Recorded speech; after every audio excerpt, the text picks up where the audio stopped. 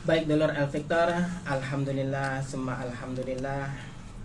Kali ini kita diberikan berkah oleh Gusti Allah dapat mengikuti kajian di pagi hari ini. Saya bersama Mas Helmi Ansori akan menemani Anda di Fajar Syiar ngaji bersama guru kita Gus Sa'dullah Syarafi. Beliau adalah putra dari Kiai Haji Husain Ilyas Mojokerto, pengasuh kajian kitab Wasoya, serta yang kita kenal sebagai ulama muda ad-da'i dengan keluasan wawasannya. Beliau juga merupakan staf dosen di Universitas Islam Negeri Sunan Ampel, Surabaya. Kali ini beliau sudah hadir di studio. Nanti Anda juga bisa bergabung dengan kami di 081234939390, atau Anda juga bisa mengikuti kita di live IG Instagram. Tulis saja Radio El Victor, Radio El Victor. Nanti Anda bisa langsung melihat narasumber kita. Baik, beliau sudah hadir, mari kita sapa bersama-sama. Assalamualaikum warahmatullahi wabarakatuh, Gus. Waalaikumsalam warahmatullahi wabarakatuh. Alhamdulillah, sehat walafiat, Gus. Sehat. Ini sudah dibolehkan buka masker nggih? Masya Allah. Sakit. Minal aizin wal faizin, Gus. Nggih, sami-sami nggih juga untuk seluruh pemirsa dulur-dulur El Victor dimanapun berada. Taqabbalallahu minna wa minkum taqabbalan karim. Saya secara pribadi mohon maaf yang sebesar-besarnya kepada panjenengan semua, terkhusus kepada Mas Isak di studio dan Mas Helmi nanti yang masih dalam perjalanan. Nggih. Masya Allah, sudah 2 tahun Gus ya. Wah ya. Saya hampir saja lupa wajah studio ini. Sudah lama nggak live di sini. Yang penting panjenengan kali keluarga sehat walafiat. Oh, alhamdulillah. Begitu juga sebaliknya. Kepada kita semua, Gus. Amin. Alamin. Ini Gus, untuk kali ini topik yang akan kita kaji adalah sama seperti yang masih melanjutkan topik yang kemarin terkait dengan masalah riyadhah dan tajribah.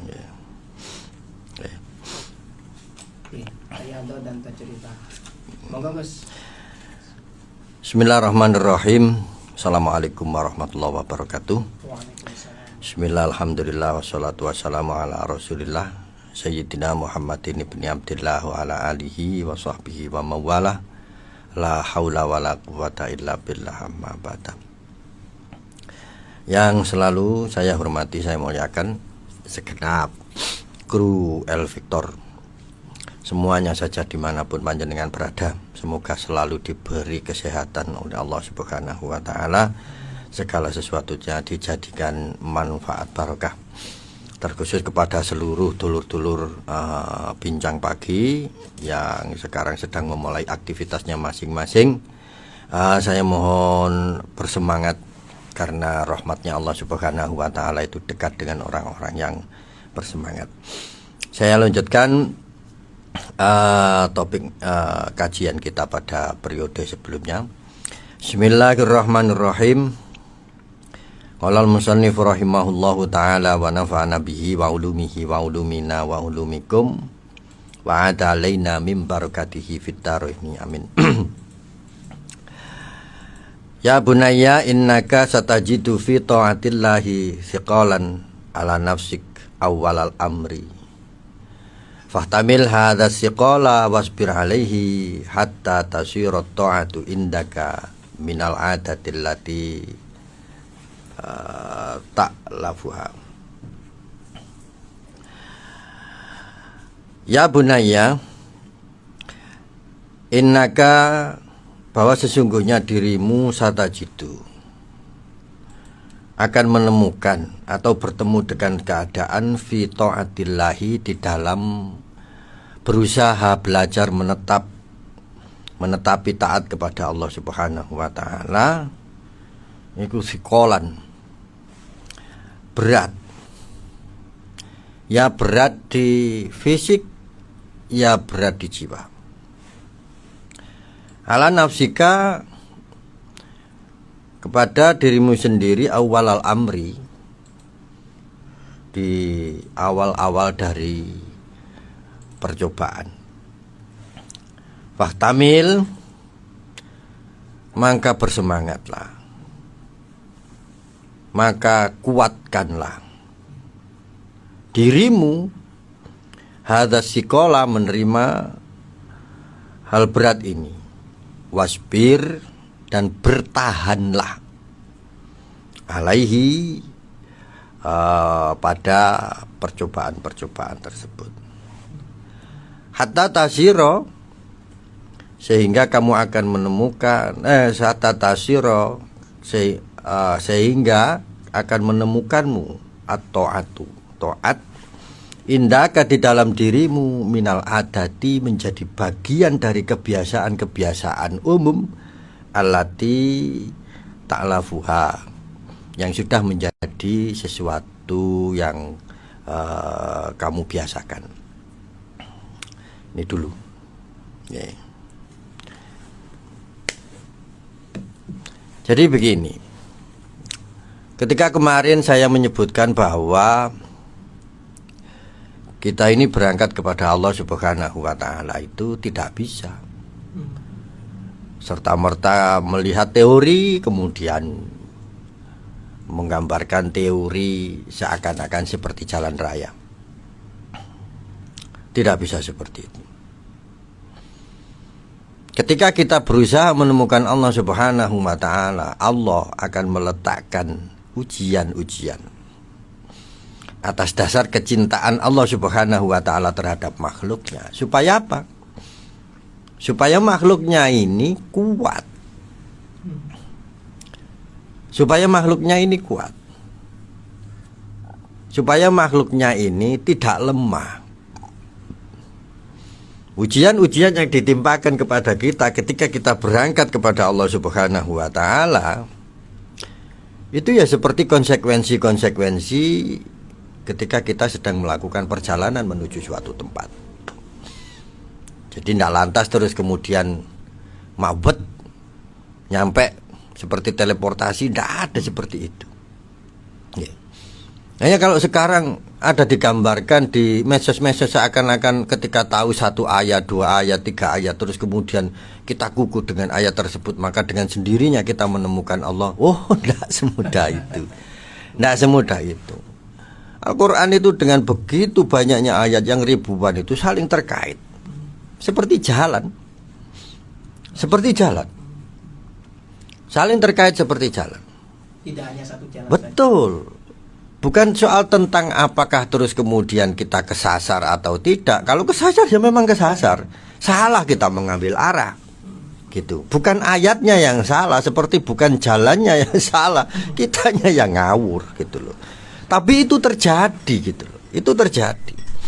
Dalam perjalanan apapun bisa jadi dalam 1, 2, 3 momen dalam hidup kita ini benar-benar merupakan momen di mana kita ini salah jalan. Salah jalan. Tapi secara kodrati ayat yang kita pakai, daunnya Kanjeng Nabi yang kita pakai tidak salah. Karena jalan itu dari awal memang sudah di situ. Ya kita saja yang salah belok. Ya, ada jalan yang dari awal memang one way. Lah kalau kita nerombol ya ya memang salah nggih. Salah, makanya disemprit oleh syariat. Suruh putar balik misalnya karena ada sesuatu yang salah gitu. Nah, tapi bukan jalannya yang salah. Kitanya yang salah mengambil rute. Makanya terus kemudian kita butuh itu tajribah. Tajribah itu kita turun ke jalan. Tidak sekedar terus menjadi teori-teori A, teori B, teori C. Kayaknya kalau misalnya saya mau ke Wonokromo itu, misalnya ini dari Jemur Sari ke utara terus belok kiri, ngomong itu gampang loh. Ngomong itu. Tapi menemukan ketika kita menjalani ayat itu, ternyata lewat Jemur Sari ke utara ini tidak semudah yang kita bayangkan ketika jam 7 pagi. Baru tahu itulah hakikat ayat gitu loh. Ini hakikat riyadhah. Ini hakikat riyadhah. Baru kemudian kita paham bahwa ternyata untuk lewat jalan di depan itu kita ini lebih baik pakai roda 2 daripada roda 4. Meskipun roda 4 tidak salah. Gitu loh. Roda 4 tidak salah. Makanya di dalam pendapat Pak Fikih itu ada yang afdol. Gitu loh. Nah, ini bukan berarti terus pendapat yang tidak afdol ini salah, mboten. Kenapa? Itu hanya seperti kendaraan yang lewat di sebuah jalan yang meniti ayatnya Allah Subhanahu wa taala. Jadi nggak bisa terus kemudian kita ngomong ini ke sana nanti kira-kira 5 menit. Jam berapa 5 menit itu? Gitu. Dan bahkan kemudian ada yang bisa memastikan seakan-akan sudah berkali-kali lewat jalan. Pokoknya kalau begini harus 5 menit. Kalau nggak 5 menit itu berarti kalau nggak dituduh kita ini lemot ya. kita ini jalan kaki. Padahal nggak seperti itu gitu loh. Gitu. Makanya Allah itu memberi acuan bahwa ketika kita ini meniti pelajaran-pelajaran, carilah sarana yang tepat. Yang tepat itu tidak sekedar terus kemudian kita lihat dari kecepatannya saja, tapi juga kebutuhan kita. Apakah terus kemudian di dalam ayat yang kita titik itu kita harus mampir-mampir misalnya, itu mampir-mampir kemana ya terserah kita mampir kemana, kan banyak ampiran di sini. Ayat itu juga sama, untuk ini berguru ke sini dulu, tasbih ke sini dulu, menguatkan di sini dulu, terus kemudian menjalani dan tahu satu persatu dengan persis yang dimaksud ayat ini adalah ketika saya harus ke utara sedikit ternyata saya ketemu dengan RSI ke utara sedikit, saya ketemu dengan Holland ke utara sedikit, saya ketemu dengan SPBU ke utara, terus seperti itu. Nah, ini yang disebut dengan tajribah itu di sini, riyadhah itu sejengkal demi sejengkal. Tidak langsung seperti yang dijelaskan ayat Al-Quran nanti akan menemukan Gusti Allah. Oh, enggak bisa. Enggak bisa. Kalau begitu kan berarti menyalahi kodrat juga. Menyalahi kodrat juga.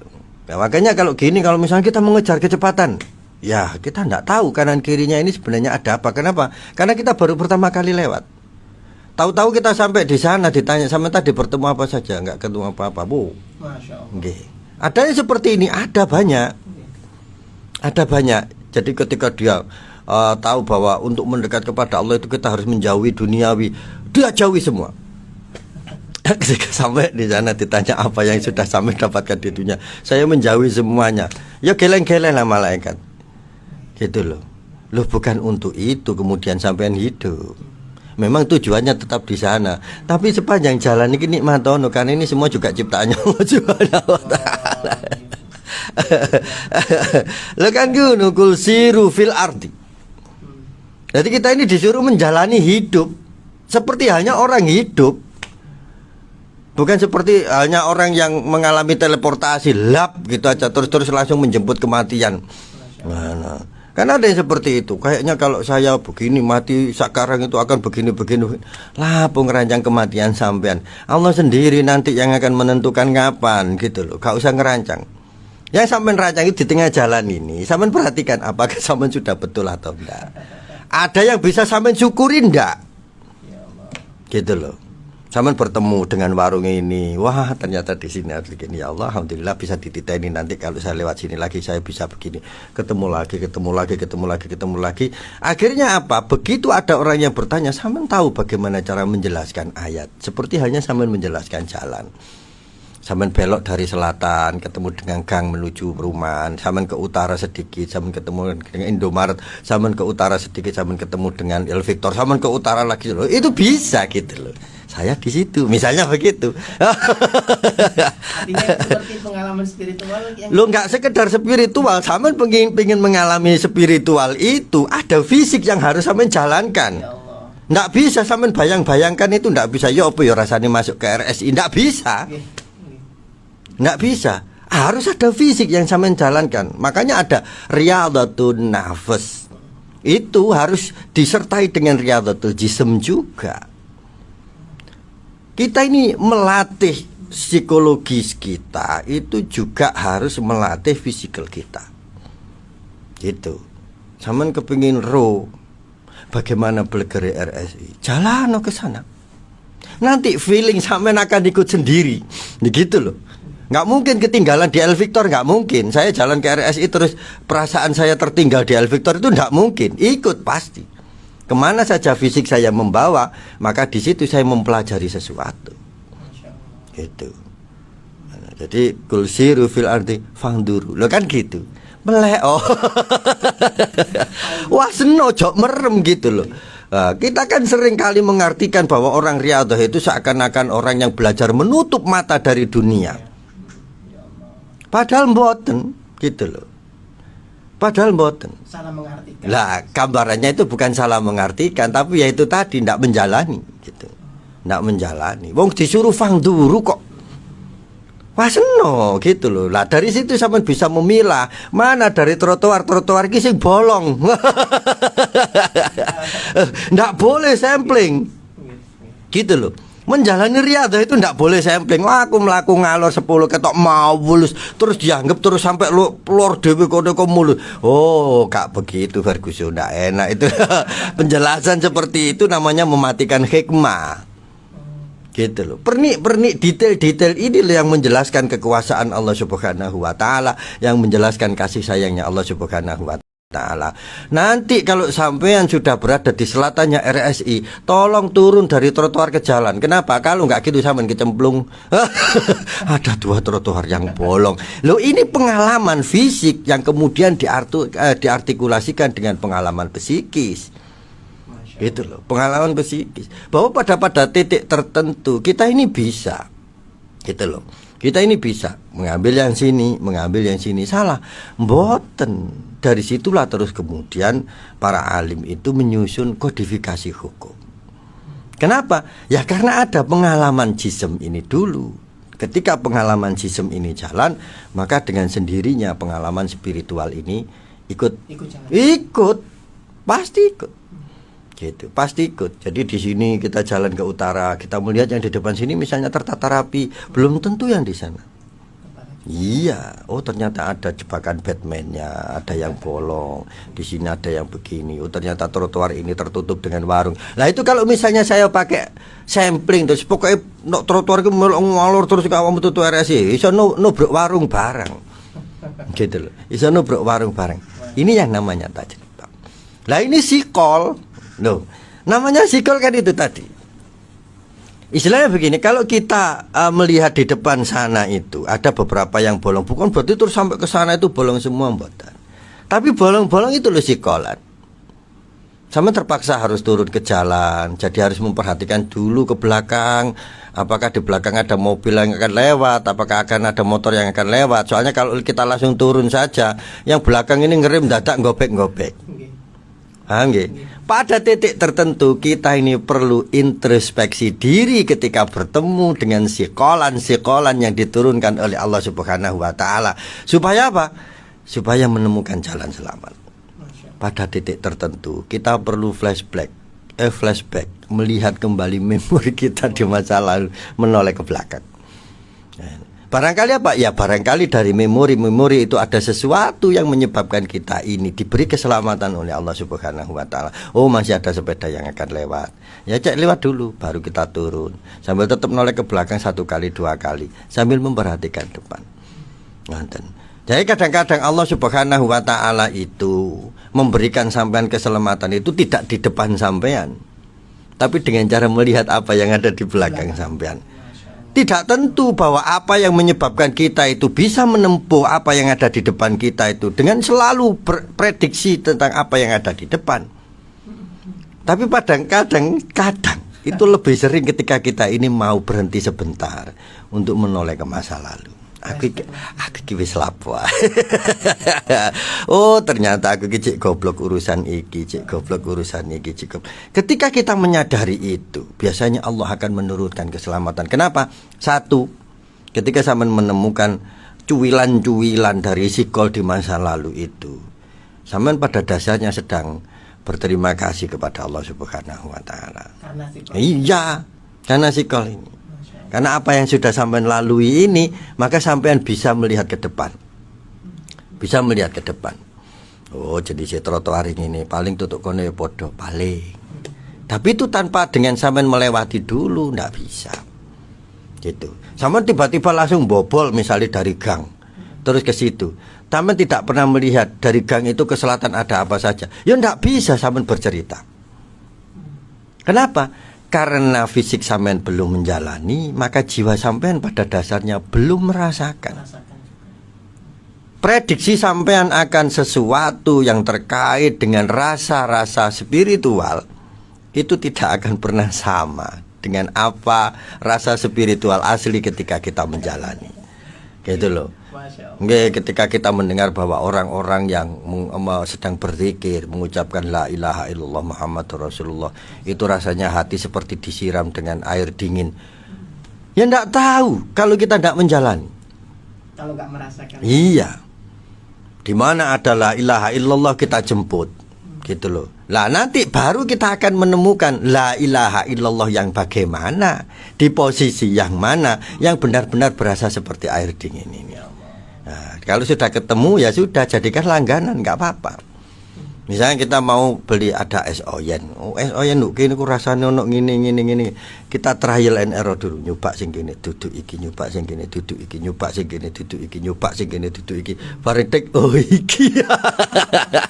Loh, spesifik bagi sampean itu belum tentu bagi orang lain. Masya Allah. Langganan bagi sampean, kesukaan bagi sampean belum tentu cocok dengan lidah orang lain. Makanya cara kita menemukan Allah Subhanahu wa taala mungkin dengan ucapan yang sama tapi tidak dalam kondisi yang sama. Saya surprise nggih. Waalaikumsalam.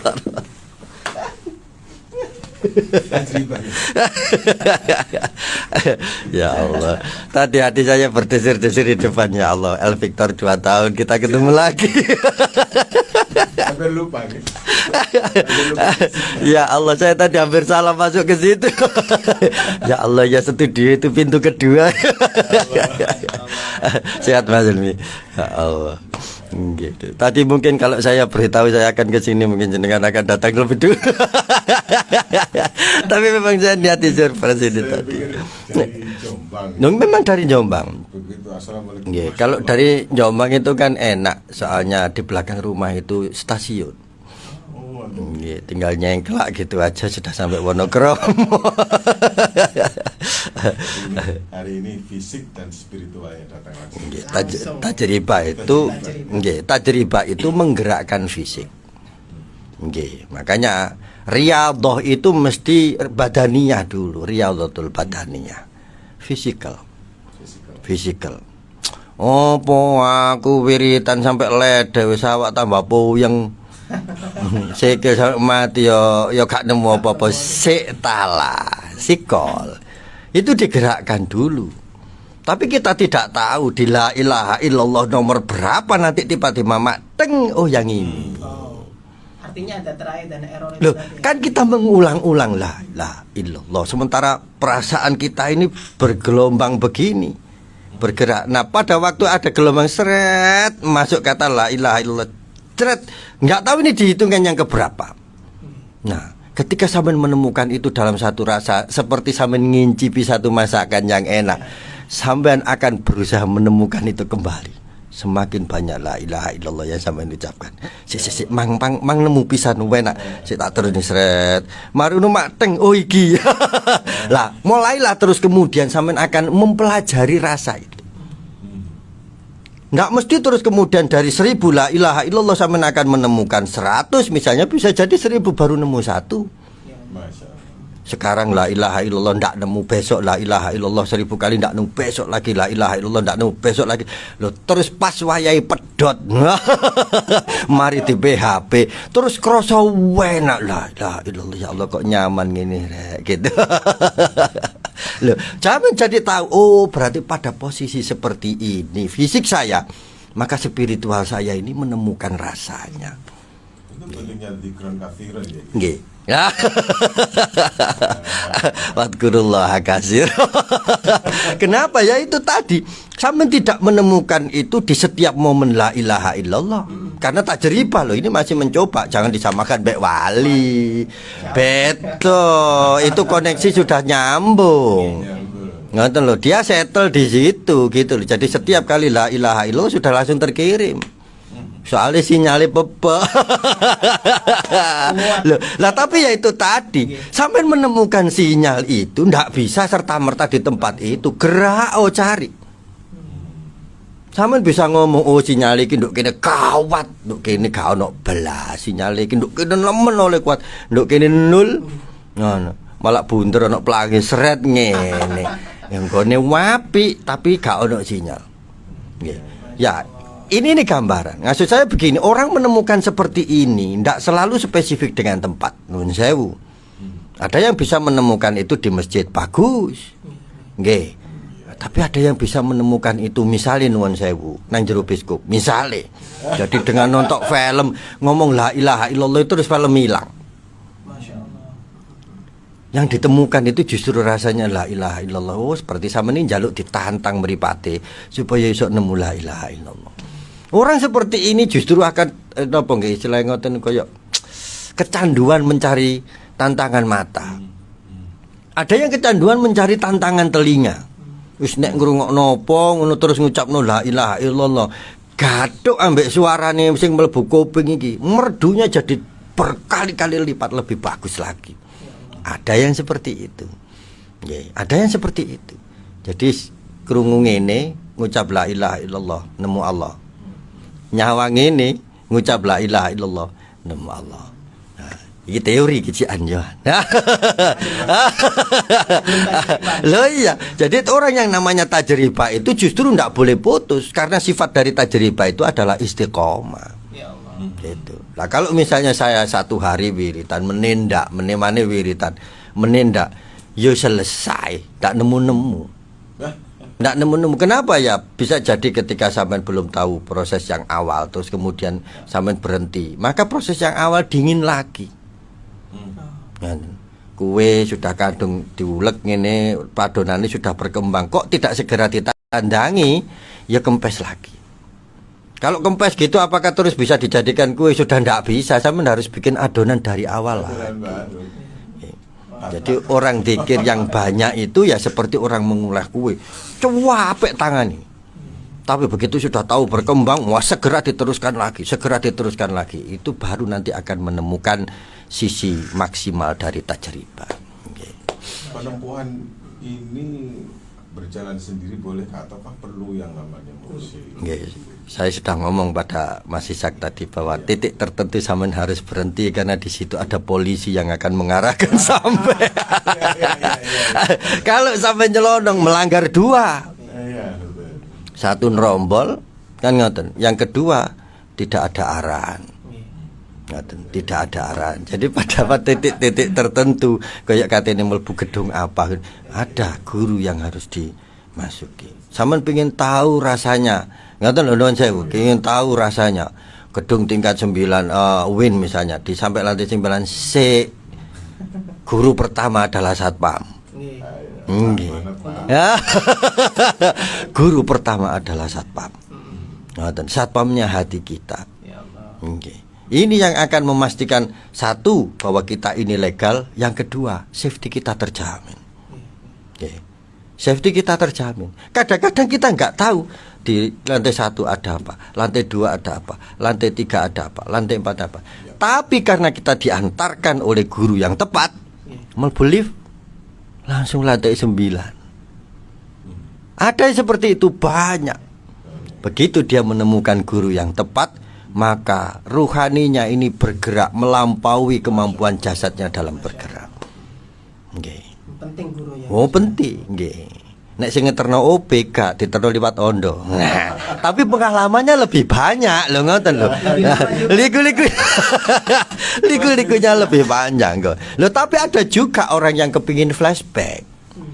Itu. Makanya istilahnya saya tidak percaya terus kemudian misalnya orang itu sudah pada titik makom tertinggi terus kemudian meninggalkan dunia secara utuh, tidak percaya. Karena orang yang sudah sampai di lantai 9 itu kadang-kadang pingin turun ke 8, pingin 7, pingin ke 6, pingin semerap. Ngaten loh. Meskipun dia sudah punya akses ke 9. Ya itu tadi, kalau misalnya di depan itu butuh, lihatlah ke belakang dulu. Barangkali pintunya itu tidak terletak di depan kita tapi di samping kita, atau tadi terlewati tapi kita tidak menyadari. Okay. Jadi ya, kuncinya orang yang sedang melakukan tajribah itu satu, pastikan ada tutor. Cari guru dulu. Okay. Sampean minta diantarkan oleh polisi dari awal itu jauh lebih safe daripada sampean harus berjalan sendiri menyeberang. Okay. Jauh lebih safe. Guru, ini kemutlakan. Yang kedua, menggerakkan badan.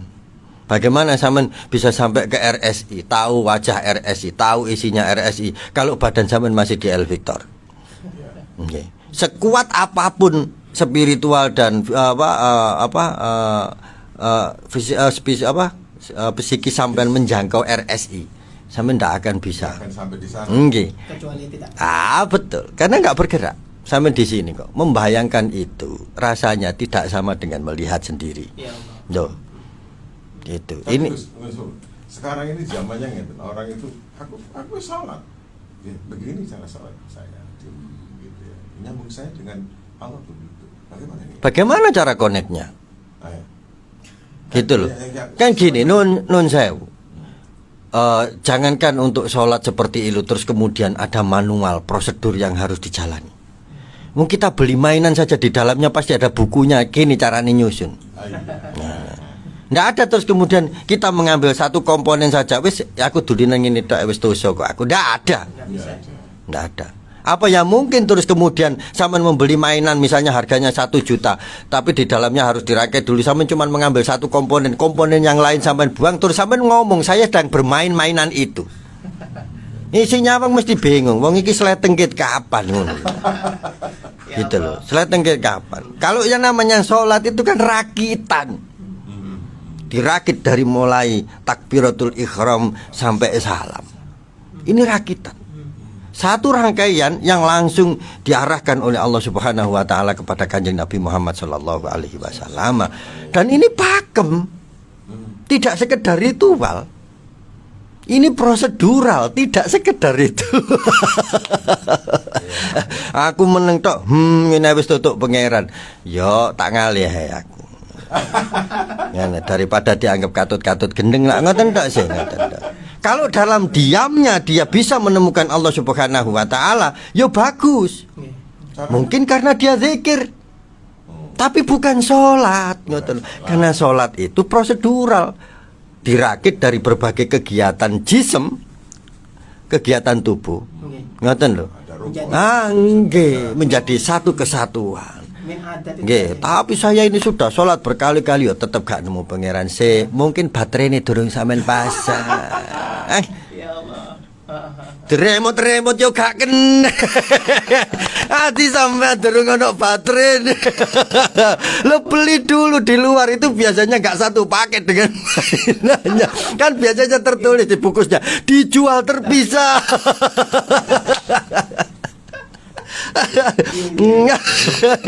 Makanya kadang-kadang orang menemukan guru syariat pada titik tertentu harus mencari guru hakikat. Nggih, syariat ini menata rakitan ini tadi. Yang hakikat ini yang membawa baterai. Baru ketika dua ini kita rangkum, jelek, ya sudah. Baru kita, bisa gini-gini ternyata. Di remote sana, lu bisa terbang ternyata. Wah, ini drone. Bisa terbang ternyata, ya Allah gitu. Nanti ternyata dia juga tahu, ternyata tanpa baterai pun bisa, tapi harus dicas dulu. Berarti ada 2 metode untuk menggerakkan ini. Tapi itu pengalaman spiritual yang lain. Itu sudah advance sih, jangan membahas itu. Lemokno baterainya sih. Kata kita ini sudah merakit dengan sempurna. Wes oleh sembahyang enak ijen ngono koyo yo Masya Allah, sembahyang subuh esok 5 menit.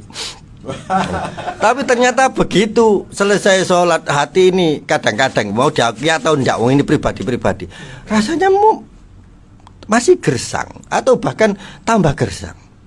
Gitu. Iku tak goyang-goyang nong ini yo pancet seperti mainan. Dan kita tidak tahu bahwa di bawahnya itu harus dibuka dulu dengan obeng. Terus kemudian kita cari baterainya. Tapi ya pasti tadi syariat dulu baru hakikat gitu. Ya, syariat itu bagian yang tidak bisa ditinggalkan dari pengalaman spiritual. Nggih. Lah bagaimana kita bisa mengagumi apa yang bisa dilakukan oleh mainan itu? Ketika terus kemudian kita mainannya saja nggak punya, bagaimana mungkin kita bisa menemukan bagaimana caranya sholat itu kita bisa menemukan Allah kalau ternyata sholatnya saja nggak kita lakukan. Okay. Ada kewajiban saya dan Mas Ishak untuk menyampaikan pesan berikutnya. Oh siap, okay. Dulur, kita jeda terlebih dahulu, nanti kita akan lanjutkan setelah jeda ini. Ya. Baik Dulur Victor, Anda masih mengikuti ngaji pagi kita bersama Gus Abdullah Syarafi, putra dari Kiai Haji Husein Ilyas, pengasuh kajian kitab Wasoya, staf dosen di Universitas Islam Negeri Sunan Ampel Surabaya, serta ulama muda Ad-Da'i dengan keluasan wawasannya. Ya. Alhamdulillah. Kalau sudah ngaji sama beliau ini gak kerasa. Gak kerasa. Habis ini waktunya. Masya Terus ini Allah. inginnya berpanjang-panjang, tapi saya disemprit nanti oleh yang. Nggih mboten napa-napa kan kita punya waktu lagi tahun apa bulan depan gitu kita lanjutkan lagi bincang-bincang bersama nggih. Nggih. Moga dilanjut dengan mendoakan dulu. Nggih. Seperti biasa mari kita tutup kajian ini dengan saling mendoakan. Membaca Fatihah bersama-sama untuk kemaslahatan bersama. Ala hadhihi niyah wa ala kulli niyatin sholihah al-Fatihah. A'udzubillahi minasyaitonir rajim. Bismillahirrahmanirrahim. Iyyaka na'budu wa iyyaka nasta'in. Ihdinas shiratal mustaqim. Shiratal ladzina an'amta 'alaihim ghairil maghdubi 'alaihim waladdallin. Amin. Matur nuwun atas penerimaan dari Al Victor lagi. Saya sudah kangen untuk masuk studio ini dan saya tidak ingin ini terakhir saya masuk ke sini, saya ingin masuk ke sini lagi dan kami lagi. juga mengharapkan terus. Matur nuwun atas atensi dari seluruh dulur-dulur Al Victor dimanapun berada. Muga-muga dipun paringi selamat seger waras kabeh. Al afwa minkum. Assalamualaikum warahmatullahi wabarakatuh.